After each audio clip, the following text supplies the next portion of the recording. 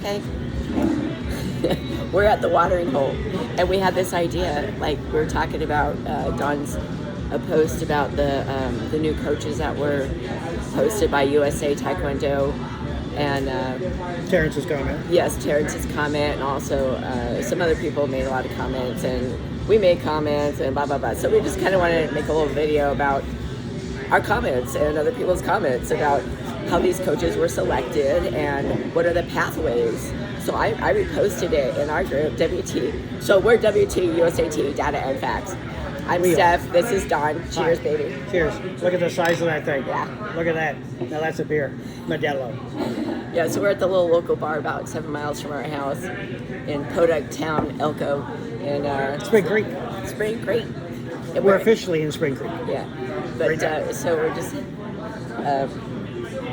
decided to get a little bite to eat and have a beer and just get away. Anyway, Do you remember what Terrence said about the USAT put out the list read of it. coaches? You've got it pulled up there. I do. Yeah. He Okay. posted it in his Warehouse 15 podcast group on Facebook. Right. And so he said, I would love to see the entire list of people who applied for these positions. You know, in particular, sparring, senior, junior, cadet. Koryugi mostly. Coaches. Yeah. He's not really referring to Pumse people. Pumse, yeah. Which I'm sure they're very Pumse qualified. is important, but it's not an Olympic sport. So. Right. And Terrence asks, why is that not available? Why can't that be shared? Hashtag show the list. Show the list. So Okay. and then you said, so I reposted it, and I'm like, there's a pathway for athletes to go to the academy and get on the national team. Why isn't there a pathways for coaches and USA coaches? what a brilliant concept. So, Just a question. I came up with some criteria. So Don brilliantly came up with the criteria. Not brilliant. No, because I read it after I didn't even know you were thinking of this. You told me about it, so I went back and read it. I'm like, someone should hire you at USAT. I'm expensive. USAT needs a data and facts guy. Well, they may have somebody doing it, but they don't share it very much. They need somebody to help with the pathways Okay. and procedures that are fair, reasonable, and carried out in good faith. Just like that the sounds familiar. nonprofit 501c3 corporations, which USAT says in the state law. Right. And that doesn't sound like a conspiracy, what you just said. That sounds like the facts and the law. It's actually a state law. State law, federal too? Yeah. Okay. State law is carried by federal. So, the athletes usually have to put out a resume of their accomplishments. So here's some suggested criteria for coaches to provide. How long has it been? I think when I touched the thing, it stopped. So. Okay, well, we're back. We're in part 2. I fucked up. Okay, so we're back to the criteria for coaches. Yes. And these are suggestions which could be added to by the group. And so the suggestions are the total number of athletes you have coached who won G event, World Taekwondo G event medals. G means grade, the grade of the event. Yeah, G1, 2, Olympics 3, are 4, grade 20. 6. Grade 2 means gold medal gets 20 points. 10, For those 14, that don't 20. know, some people, we assume everybody knows, but you cannot do that. So Right. a lot of new people don't know the graded international events. Like the US Open is a grade 2, G2. Yeah. That's what he's talking about.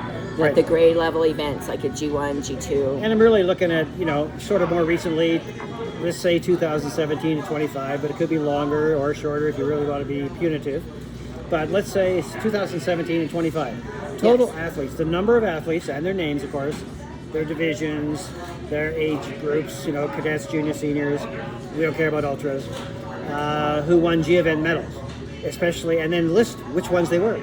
So the total medals won by those athletes that you coached in the ring and hopefully before the ring for training, the medals won and type gold, silver, bronze by your athletes that you coached at these G events, and provide the details of even the number of athletes in the division at the events they won medals. So that's number one. That's Total number one. medals. What's the number one? Yeah. Number one. Total athletes coached who won G event medals. Yeah, I just read number 2 as well. And then number 2, I'm just going back over it. Okay. You got to say things like 3 times. Okay, we'll to say it 3 really times. hit it home. Number 2, total medals won and type gold, silver, bronze by your athletes you coach at G-level events during 2017 to 2025 and provide is basically saying show your work. There Like, you go. when you do math, you got to show your work. Okay, so those are G Show your events, work. which would of course include the Yes. US Open, which is the most difficult tournament that most youth athletes go to. Yes. Okay, Number 3, number 3, total number of athletes you have coached that won gold at USAT Nationals during that same time period, 17 to 25. Provide details by age and divisions. show your work. Show your work and their names. And their names, yes. Yeah. That's showing the work. And then, I mean, those are documented on the USAT. oh well, you have to. But a lot of people no, don't know you how provide to. it. You don't know who the coach was. Oh, yeah. This is for the Because coaches. they don't always have the, well, you do their coach rankings, Yeah, but that's really hard to find because they don't document it well. and they aren't based necessarily the on- ones in the ring. So the more your athletes register with your club or your coach name, that helps us rank you better in the top USA coach rankings. Right. Okay, number 4. Number 4, The total number of, this is a very similar theme. yes. Total number of athletes and their names and ages and divisions that you have coached at team trials, USAT national team trials, who have won gold or silver, because the alternate is important, gold or silver at team trials during that same time period, 2017-25. Provide details, of course. And that's a pretty good list. I think it's very simple, straightforward, it's fair, it's reasonable, And it's data. And if you show your work, it's done in good faith. Now, why doesn't USA Taekwondo have that for the coaches? I know, as Terrence Jennings said, show the list. Who actually applied for the coach? I have to say, I do like a lot of the coaches that we saw on the Yeah, list. most are really good. But, there's a lot of really fantastic, great coaches like Sain Cha, Yeah. Giambi. Giambi, Washington State. He's on the list. Joe Whitworth. Okay. Yeah. Yeah, and even Dennis White, who had a Olympic gold medalist. Now, our only one. And since the But you Lopez's. can't downplay it. And his Yeah. daughter Anna Era was Yeah. Anna and Era. Yeah. The great athletes. Yeah, I mean, there's fantastic. There's so many. Oh, not to mention Terrence Jennings and maybe Juan Marino. Yeah. Oh, yeah. but Peak is evil. Peak And all is the rest enemy. of the peak coaches as well. I mean, they only Coach like. Huey Lee up in There's Minnesota. only how many Olympic athletes that were from Peak? I don't know. Yeah. So anyway, that's those are ideas. Yep. They're concepts. They're documentable, and we like it. Verifiable. And verifiable. Data and facts, baby. Transparency. Pathways for coaches. Cheers.